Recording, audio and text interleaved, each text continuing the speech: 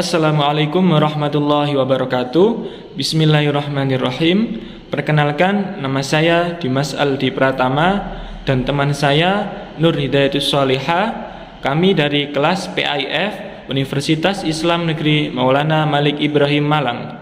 Pada pertemuan kali ini kami akan membahas mengenai gerakan pembaharuan pendidikan Islam di Indonesia, studi komparatif Muhammadiyah dan Nahdlatul Ulama. Baik, materi yang pertama yaitu tentang konsep pembaharuan pemikiran pendidikan Islam Muhammadiyah. Di antara pemikiran-pemikiran pembaharuan Muhammadiyah dalam bidang pendidikan yang perlu kita ketahui ialah yang pertama, sistem pendidikan. Pada saat itu, pemerintah kolonial Belanda memberikan ketidakadilan dalam pendidikan pada masyarakat, yang mana lembaga pendidikan yang didirikan oleh pemerintah kolonial lebih diatur dan dimajukan daripada lembaga pendidikan yang didirikan oleh masyarakat sendiri. Hal itu bertujuan bagi kepentingan pemerintah kolonial supaya tenaga kerja dapat dibayar dengan murah. Terlebih lagi, pendidikan Indonesia ketika itu hanya dilakukan di pesantren tradisional dan di surau atau langgar yang cuma mengajarkan tentang pengetahuan keagamaan saja tanpa mengajarkan aspek pengetahuan ilmu umum. Akibat dari problem sistem pendidikan yang sedemikian itu, organisasi Muhammadiyah menjawab tantangan tersebut dengan cara membangun sekolah-sekolah yang serupa dengan pemerintah kolonial Belanda. Muhammadiyah memiliki kurikulum yang berbeda dengan kurikulum sekolah yang didirikan oleh pemerintah kolonial. Perbedaannya yaitu pada sekolah-sekolah Muhammadiyah terdapat mata pelajaran Al-Quran dan Al-Hadis. Pendirian sekolah-sekolah Muhammadiyah ketika itu mengikuti sistem yang ada di sekolah milik pemerintah kolonial. Selain terdapat sekolah desa atau sekolah rendah angka 2 atau sekolah bumi putra, pada tahun 1914 juga sudah mulai dirintis sekolah rendah kelas 1 yang biasa disebut Hollands Indian School atau HIS, dikarenakan organisasi Muhammadiyah lebih terfokus terhadap upaya pengadaan tenaga kerja para guru. Kemudian didirikanlah Queen School. Dengan adanya kuota tenaga guru, maka kemudian Muhammadiyah dapat memperbanyak pendirian sekolah-sekolah rintisan Muhammadiyah. Hal itu disebabkan karena mayoritas masyarakat Indonesia ketika itu buta huruf Latin. Dengan demikian ini, kemudian Muhammadiyah lebih cenderung dalam membangun sekolah-sekolah Muhammadiyah dari tingkat sekolah dasar hingga sekolah menengah atas. Akan tetapi, hal itu tidak berarti bahwa Muhammadiyah kemudian tidak membangun pesantren dan sekolah agama, melainkan keduanya tetap menjadi bagian dari pengembangan sistem pendidikan Muhammadiyah dalam tantangan perkembangan zaman. Kemudian yang kedua ialah tujuan pendidikan. Tujuan pendidikan menurut Kiai Haji Ahmad Dahlan adalah untuk membentuk manusia yang alim dalam ilmu agama, berpandangan luas dengan memiliki pengetahuan umum, dan siap berjuang mengabdi untuk Muhammadiyah dalam menyantuni nilai-nilai keutamaan dalam masyarakat. Rumusan tujuan pendidikan itu adalah sebuah pembaruan dari tujuan pendidikan pesantren dan sekolah model Belanda sebelumnya yang saling bertentangan. Dalam satu nasihat, Kiai Haji Ahmad Dahlan menuturkan tentang pentingnya pembaruan pendidikan bagi kemajuan dan keberlangsungan organisasi Muhammadiyah khususnya dan umat Islam pada umumnya. Dari nasihat tersebut dapat kita simpulkan bahwa menuntut ilmu itu sangatlah penting bagi seseorang agar dapat membimbing kehidupan orang tersebut menjadi lebih baik lagi. Kita sebagai seorang kader Muhammadiyah diharuskan memiliki motivasi dalam mencari ilmu pengetahuan setinggi-tingginya dimanapun dan kapanpun kita berada. Kiai Haji Ahmad Dahlan juga telah memberikan nasihat kepada seluruh kader Muhammadiyah supaya kembali pulang ke kampung halaman dalam meneruskan perjuangan Muhammadiyah setelah kita sukses menjadi seorang guru, dosen, dokter, insinyur, dan lain sebagainya, agar perjuangan Muhammadiyah dapat terus berjalan dan semakin jaya dalam memberikan kebaikan bagi seluruh umat Islam dan negara kita tercinta. Kemudian yang ketiga ialah materi pembelajaran. Kiai Haji Ahmad Dahlan berupaya keras untuk mengembalikan ajaran Islam kembali pada Al-Quran dan As-Sunnah karena ia menganggap pada saat itu Islam sudah tercampur dengan berbagai kebid'ahan dan khurafat. Pada awalnya, lembaga pendidikan Muhammadiyah belum mempunyai kurikulum yang kompeten, sehingga berakibat pada penyampaian materi dakwah yang akhirnya didasarkan pada kondisi pemahaman masyarakat umum saja. Walaupun demikian, melalui pengajaran yang sudah dikerjakan oleh Kiai Haji Ahmad Dahlan, ia berhasil merumuskan beberapa pembahasan materi-materi pelajaran, diantaranya ialah yang pertama, akidah. Tauhid atau akidah merupakan materi inti atau pokok yang pertama kali diajarkan kepada masyarakat. Materi ini mengandung pembahasan tentang bagaimana cara mengisahkan Allah dan mengikuti sunnah Rasulullah SAW sebagai penutup para nabi dan rasul di dunia ini. Kiai Haji Ahmad Dahlan berupaya untuk mengajak masyarakat kembali pada kemurnian ajaran Islam dan meninggalkan segala bentuk kemusyrikan serta penyakit-penyakit tahayul, bid'ah, dan khurafat yang sudah menjadi kebiasaan di kalangan masyarakat pada saat itu. Karena apabila kebiasaan itu dibiarkan terus-menerus, maka Islam di Indonesia akan menjadi Islam yang tidak murni lagi. Maka dari itu, Kiai Haji Ahmad Dahlan berupaya membina masyarakat agar tetap berada pada ajaran agama Islam yang benar sesuai dengan Al-Quran dan As-Sunnah. Kemudian yaitu ibadah. Ibadah sangat diperlukan karena hal itu merupakan tanda hubungan antara manusia dengan Tuhannya. Hanya dengan begitu kehidupan manusia akan menjadi lebih bermakna serta mendapatkan ketenangan batin. Dalam firman Allah, manusia diciptakan di bumi ini tidak lain dan tidak bukan kecuali hanya untuk menyembah Allah Subhanahu wa taala saja. Oleh karena itu, ibadah merupakan kewajiban dan kebutuhan bagi umat manusia itu sendiri. Sebagai seorang muslim, Kiai Haji Ahmad Dahlan merasa bahwa ia memiliki kewajiban untuk mengajarkan pada masyarakat bagaimana tata cara dan prinsip-prinsip ibadah yang baik dan benar. Di antara pembelajaran tata cara ibadah yang baik dan benar yang dicontohkan oleh Kiai Haji Ahmad Dahlan ialah dalam melakukan sholat, puasa, zakat, maupun ibadah-ibadah yang lain. Kemudian materi akhlak. Kiai Haji Ahmad Dahlan sangat memperhatikan betul-betul tentang masalah akhlak. Seorang muslim yang berakhlak baik akan tercermin dalam setiap tingkah laku sehari-harinya, baik ketika ia sendiri maupun ketika ia berada di tempat umum. Kiai Haji Ahmad Dahlan selalu menekankan bahwa manusia itu selalu diawasi oleh malaikat-malaikat Allah yang berada di kanan kiri manusia. Dengan begitu manusia akan seakan-akan melihat dan dilihat oleh Allah, sehingga akan tertanam sifat ihsan pada dirinya. Sistem pembelajaran akhlak dibagi ke dalam beberapa poin, diantaranya yaitu akhlak kepada Allah, akhlak kepada diri pribadi, akhlak kepada kedua orang tua, akhlak kepada sesama manusia atau sosial, serta akhlak kepada alam atau kepada sesama makhluk Allah. Kemudian materi yang terakhir yaitu muamalah. Kiai Haji Ahmad Dahlan selain mengajarkan hal-hal tentang akhirat, ia juga mengajarkan hal-hal yang berhubungan dengan keduniaan, yakni tentang muamalah. Hal ini bertujuan agar manusia bisa melangsungkan kehidupan yang sejahtera, yakni kehidupan yang baldatun thayyibatun wa rabbun ghafur. Oleh karena itu, materi tentang muamalah merupakan materi yang sangat penting untuk diajarkan kepada masyarakat. Di antara materi yang diajarkan Muhammadiyah ialah menanamkan kegiatan muamalah baik dalam bentuk kegiatan jual beli maupun sewa menyewa, baik dengan sesama muslim maupun non muslim. Tetapi hal itu tetap harus pada proporsi masing-masing. Dilarang mencampur adukan antara urusan muamalah dengan hubungan akidah keimanan kita. Kita diharuskan selalu memperhatikan aturan-aturan yang sudah ditetapkan dalam Al-Quran dan Al-Hadis. Kemudian pada ilmu pengetahuan, selain menekankan pada pembelajaran materi-materi keagamaan, Kiai Haji Ahmad Dahlan juga sangat menekankan pada pembelajaran materi akal, karena akal merupakan sumber dari segala pengetahuan. Meskipun begitu, akal sering sekali tidak mendapatkan perhatian khusus, padahal akal merupakan instrumen yang sangat penting dalam memahami segala bentuk materi-materi agama dan dalam menyelesaikan segala bentuk masalah-masalah agama yang sering muncul seiring dengan berkembangnya zaman.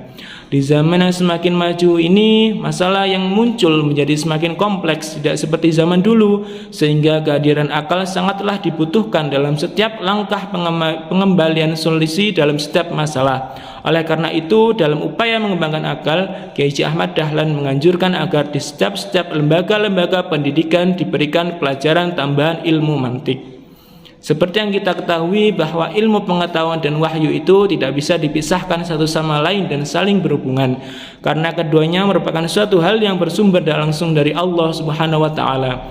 Kiai Haji Ahmad Dahlan juga berpendapat bahwa tidak kalah pentingnya untuk mengembangkan ilmu-ilmu pengetahuan umum seperti matematika, filsafat, kedokteran, fisika, ekonomi, astronomi, dan lain-lain. Kemudian yang keempat ialah metode pengajaran. Metode pengajaran yang digunakan oleh Kiai Haji Ahmad Dahlan dalam menyampaikan materi pembelajaran tidak hanya digunakan dalam menyampaikan materi dalam bentuk teks-teks saja, tetapi juga untuk menyampaikan materi pembelajaran kontekstual kepada para murid maupun masyarakat. Contohnya pada metode pengajaran teologi Al-Ma'un, yang cara penyampaiannya dengan cara diulang-ulang sampai murid merasa bosan hingga bertanya apa maksud dari pembelajaran ini kepada Kiai Haji Ahmad Dahlan. Kemudian Kiai Haji Ahmad Dahlan menyuruh kepada para muridnya untuk mencari seorang anak yatim yang kemudian berhasil didapati oleh murid-muridnya. Dari kejadian tersebut dapat kita ketahui bahwa apa yang dilakukan oleh Kiai Haji Ahmad Dahlan tersebut mempunyai arti bahwa pembelajaran agama tidak hanya untuk dihafalkan saja, tetapi juga harus dimaknai kandungan maknanya yang kemudian diapresiasikan dalam kehidupan sehari-hari. Kiai Haji Ahmad Dahlan sangat menekankan dalam upaya menyadarkan masyarakat di dalam pengajarannya, sehingga masyarakat tidak hanya dapat menghafal berbagai ayat Al-Quran serta materi-materi keagamaan lainnya, melainkan juga bisa memaknai lebih dalam akan makna-makna tersurat dan tersirat pada proses pengajaran yang didapatkan melalui aksi nyata dalam pengamalan keagamaan, sehingga masyarakat nantinya tidak hanya dapat memberikan kebaikan untuk dirinya sendiri, tetapi juga mampu memberikan dampak positif kepada masyarakat secara merata dan seluruh bangsa Indonesia. Baik, selanjutnya saya akan membahas mengenai pemikiran pembaharuan pendidikan Islam berdasarkan Nahdlatul Ulama. Berbicara mengenai Nahdlatul Ulama, maka identik dengan Kiai Haji Hasyim Asy'ari sebagai pendirinya. Oleh karena itu, di sini saya akan membahas mengenai pemikiran pembaharuan pendidikan Islam menurut Kiai Haji Hasyim Asy'ari. Seperti yang kita ketahui, bahwa pemikiran pembaharuan pendidikan Islam oleh Kiai Haji Hasyim Asy'ari sangatlah beragam. Maka dari itu, saya akan membatasi pembahasan agar tidak terlalu luas ke dalam beberapa aspek. Di antaranya yaitu tujuan pendidikan, sistem pendidikan, metode pendidikan, dan yang terakhir yaitu materi pendidikan. Baik, yang pertama yakni tujuan pendidikan. Belajar menurut Kiai Haji Hasyim Asy'ari adalah suatu ibadah yang dilakukan untuk memperoleh ridha Allah sehingga kita mendapatkan kehidupan yang bahagia baik di dunia maupun di akhirat. Nah, dari pemikiran beliau ini kita dapat menyimpulkan bahwa hakikat dari tujuan pendidikan menurut Kiai Haji Hasyim Asy'ari adalah menciptakan atau melahirkan manusia-manusia yang sempurna atau insan kamil yang bertawakal kepada Allah, yang senantiasa mencari ridha Allah agar memperoleh kehidupan yang bahagia baik di dunia maupun di akhirat. Bahkan beliau juga menerangkan tentang tujuan pendidikan Islam sesuai dengan isi kitab yang diterjemahkan oleh Muhammad Talut yang berbunyi, tujuan akhir ilmu adalah mengamalkannya, karena amal merupakan buah dari ilmu. Di samping ini juga merupakan tujuan hidup dan bekal di akhirat kelak. Barang siapa yang terlepas dari ilmu, maka dia akan rugi. Nah, dari keterangan dari Kiai Haji Hasyim Asy'ari ini, kita dapat menyimpulkan atau memahami bahwa hakikat pentingnya pendidikan bagi manusia, khususnya pendidikan Islam. Oleh karena itu, kita sebagai umat muslim harus senantiasa bersemangat untuk menjalankan pendidikan agar kita senantiasa mendapatkan kehidupan yang bahagia baik di dunia maupun di akhirat. Baik, yang kedua yaitu sistem pendidikan. Menurut Kiai Haji Hasyim Asy'ari, pada masa beliau, Sistem pendidikan terbagi menjadi dua, yaitu sistem pendidikan yang dikhususkan untuk masyarakat Islam atau masyarakat Muslim yang berisi tentang ilmu-ilmu agama, dan juga sistem pendidikan dari bangsa Belanda yang berisi tentang ilmu-ilmu yang diajarkan guna menyiapkan siswa-siswa untuk dapat menempati posisi administrasi pemerintahan baik rendah, menengah, maupun tertinggi. Sistem pendidikan yang dikhususkan untuk masyarakat Muslim ini biasanya berupa pesantren. Di dalam pesantren ini, masyarakat Muslim diajarkan ilmu-ilmu agama agar mereka dapat memahami dan juga mengamalkan ilmu-ilmu agama yang telah diterangkan di dalam pendidikan tersebut. Biasanya sistem pendidikan di masyarakat Muslim ini terbagi menjadi 3 tingkat, yaitu tingkat dasar, tingkat menengah, dan tingkat tinggi. Pada tingkat dasar, umat Islam diajarkan tentang tata cara membaca Al-Quran dan juga memahaminya. Setelah mereka memahami tata cara membaca Al-Quran ini, mereka akan naik ke tingkat berikutnya, yaitu tingkat menengah. Bahkan, beberapa dari mereka ini juga dapat meneruskan pendidikan mereka ke Mekah maupun ke Kairo. Yang ketiga yaitu metode pendidikan. Metode pendidikan yang diterapkan oleh Kiai Haji Hasyim Asy'ari ada 4 macam, yaitu yang pertama metode wetonan atau bendongan, yang kedua metode sorogan, selanjutnya metode hafalan, dan yang terakhir yaitu metode hiwar atau musyawarah. Yang pertama yaitu metode wetonan atau bendongan. Metode ini juga biasa disebut dengan halaqah. Jadi tata caranya yaitu guru dan murid berkumpul dalam satu majelis atau dalam satu tempat. Kemudian guru tersebut membacakan materi-materi yang akan disampaikan kepada murid, dan murid tugasnya yaitu mendengarkan dan juga mencatat hal-hal penting yang disampaikan oleh guru. Sedangkan metode sorogan, metode ini biasa digunakan untuk pelajaran bahasa Arab. Metode ini dilaksanakan dengan cara guru membacakan satu bait berupa bahasa Arab, kemudian membacakan terjemahannya. Kemudian guru tersebut menunjuk satu persatu murid untuk mengulangi bacaan dan juga terjemahan yang telah dibacakannya tadi. Metode ini diharapkan agar murid-murid mampu memahami kosakata bahasa Arab dan juga terjemahannya. Yang ketiga yaitu metode hafalan. Metode ini biasa digunakan untuk menghafalkan nadam-nadam kitab ataupun Al-Quran. Cara penerapannya yaitu guru menugaskan murid untuk menghafalkan suatu kitab ataupun suatu kalimat. Kemudian ia memberikan waktu kepada murid tersebut. Setelah waktu tersebut habis, maka murid itu harus mensetorkan hafalan tersebut kepada guru yang memberikan tugas tadi. Dan yang keempat, metode hiwar atau musyawarah.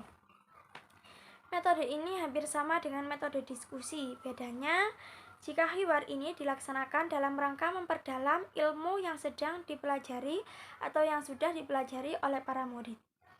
Ciri khas dari metode ini yaitu santri dan guru biasanya terlibat dalam suatu perdebatan untuk memecahkan masalah-masalah yang ada di dalam kitab, sehingga mereka menemukan jalan keluar atau solusi-solusi dari masalah yang disajikan oleh kitab tersebut. Dan yang terakhir yaitu materi pendidikan.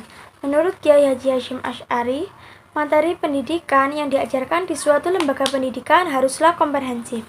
Maksudnya, materi yang diajarkan ini harus meliputi materi pendidikan agama dan juga non-agama. Dengan kata lain, materi yang diajarkan di suatu lembaga pendidikan harus meliputi materi umum dan juga materi agama. Sistem pengajarannya juga dilaksanakan secara sama porsinya, baik dari pengajaran materi umum maupun pengajaran dari materi agama. Materi pendidikan dalam suatu lembaga pendidikan juga dapat diselingi dengan materi mengenai pembahasan bahasa asing seperti bahasa Inggris maupun bahasa Arab. Selain itu, pesantren ini juga turut mencantumkan unsur-unsur tradisional dalam pengembangan kurikulum pendidikan yang digunakannya. Oke, baik, saya rasa cukup pembahasan dari kelompok kami. Semoga bermanfaat. Apabila ada salah kata, saya dan rekan saya mohon maaf. Saya Nurdiatus Solihah, pamit undur diri. Wassalamualaikum warahmatullahi wabarakatuh.